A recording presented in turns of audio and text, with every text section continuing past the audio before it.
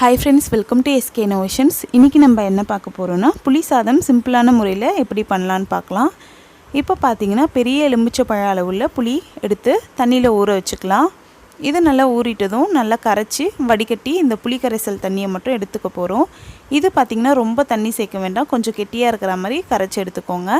இது நல்லா கரைச்சி எடுத்துட்ட பிறகு இது கூடவே 1/2 ஸ்பூன் அளவுக்கு மஞ்சள் தூள், 1/4 ஸ்பூன் அளவுக்கு பெருங்காயத்தூள் சேர்த்துக்கலாம்.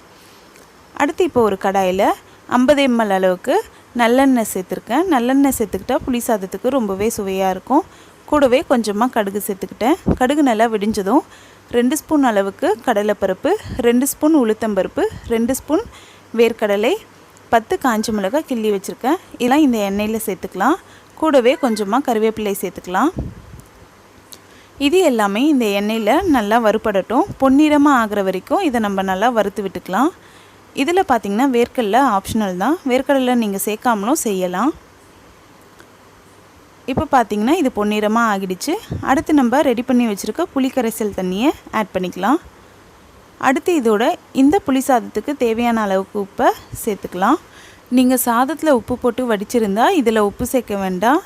சாதத்தில் உப்பு போடாட்டி இதில் உப்பு சேர்த்துக்கோங்க. சேர்த்து நல்லா கலந்து விட்டுட்டு ஹை ஃப்ளேமில் ஒரு 3 நிமிஷத்துக்கு நல்லா கொதிக்க வச்சுக்கலாம்.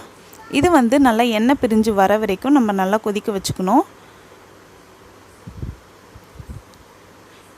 இது கூடவே நம்ம பொடி கூட ஆட் பண்ணி புளி சாதம் செய்யலாம். அது பார்த்திங்கன்னா கோவிலெல்லாம் கிடைக்கிற அளவுக்கு டேஸ்டியாக இருக்கும். நான் இன்னொரு நாள் அந்த மாதிரி செய்து அப்லோட் பண்ணுறேன்.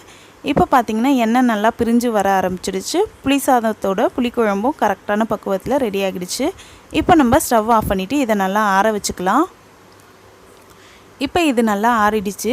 அடுத்து இதோட 2 கப் அளவுக்கு சாதம் நான் ஏற்கனவே வடிச்சிட்டு நல்லா ஆற வச்சு வச்சுருக்கேன். அதை இதோட ஆட் பண்ணிவிட்டு நல்லா மிக்ஸ் பண்ணி விட்டுக்கலாம்.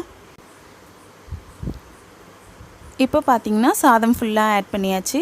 இதை நல்லா மிக்ஸ் பண்ணி விட்டுக்கலாம். பொதுவாக பார்த்திங்கன்னா லெமன் ரைஸ்க்கு பச்சரிசி சாதமும் புளி சாதத்துக்கு புழுங்கலரிசி சாதமும் ரொம்பவே நல்லாயிருக்கும். அதே மாதிரி தயிர் சாதம் செய்கிறீங்கன்னா அதுக்கும் பச்சரிசி சாதம் ரொம்பவே நல்லாயிருக்கும். புளி சாதத்துக்கு பார்த்திங்கன்னா கொஞ்சம் சாதம் குழையே இல்லாமல் கரெக்டான பக்குவத்தில் வடித்து எடுத்துக்கோங்க. அப்போ தான் நல்லாயிருக்கும். இப்போ நம்மளோட புளி சாதம் சூப்பராக ரெடி ஆகிடுச்சு பாருங்கள். இது நல்லா ஊற தான் நல்லாயிருக்கும். அதாவது நீங்கள் காலையில் செஞ்சு மதியம் சாப்பிடும்போது ரொம்பவே சுவையாக இருக்கும். கண்டிப்பாக ட்ரை பண்ணுங்கள். இந்த வீடியோ உங்களுக்கு பிடிச்சிருந்தால் லைக் பண்ணுங்கள், உங்கள் ஃப்ரெண்ட்ஸோடு ஷேர் பண்ணுங்கள், அண்ட் எப்படி இருந்துச்சுன்னு கமெண்ட் பண்ணுங்கள். நம்ம சேனலை ஃபஸ்ட் டைம் பார்க்குறீங்கன்னா மறக்காமல் சப்ஸ்கிரைப் பண்ணுங்கள். தேங்க்ஸ் ஃபார் வாட்சிங் ஃப்ரெண்ட்ஸ்.